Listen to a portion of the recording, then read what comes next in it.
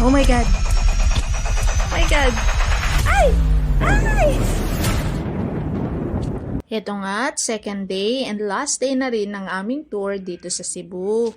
Andito nga kami ngayon sa Oslob kung saan ang next na activity natin ay whale watching. Pagdating pa nga lang namin ng madaling araw ay nadatnan naming mahaba na ang pila.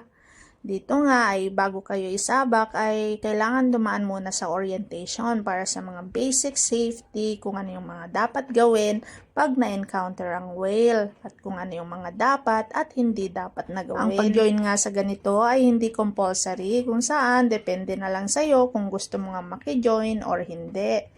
Pero dahil nga sa pangarap natin ito, kaya gora. Matapos nga yung orientation na yun ay ito, pumila na rin para sa pagkuha ng life jacket. Malaking bagay din kasi talaga to, lalo na't pupunta tayo ng dagat. Syempre, for safety purposes na din.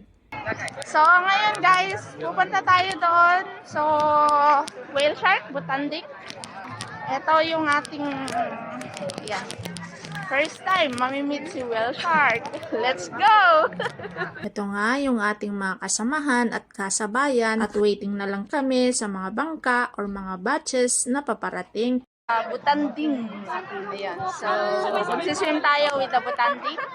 Ayan. So, ito yung first time nating itatry, experience, yung swimming with the Butanding or whale shark.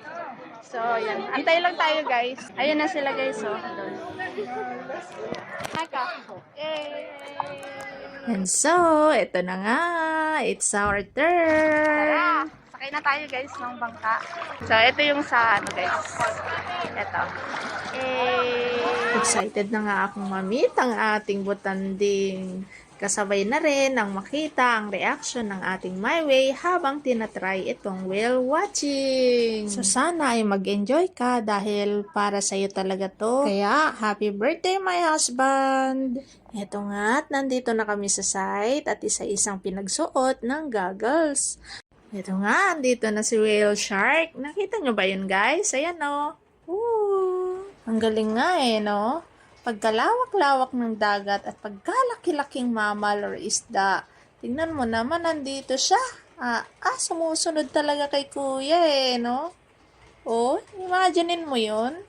Sa eksaktong oras, nandito siya. Ang galing. Wow! Imaginein mo yun. Kung gaano naman ito kalaki ay siya rin namang sobrang kaliliit ng kanyang pagkain. At harmless pa. Saan ka pa? Kaya, thank you Lord.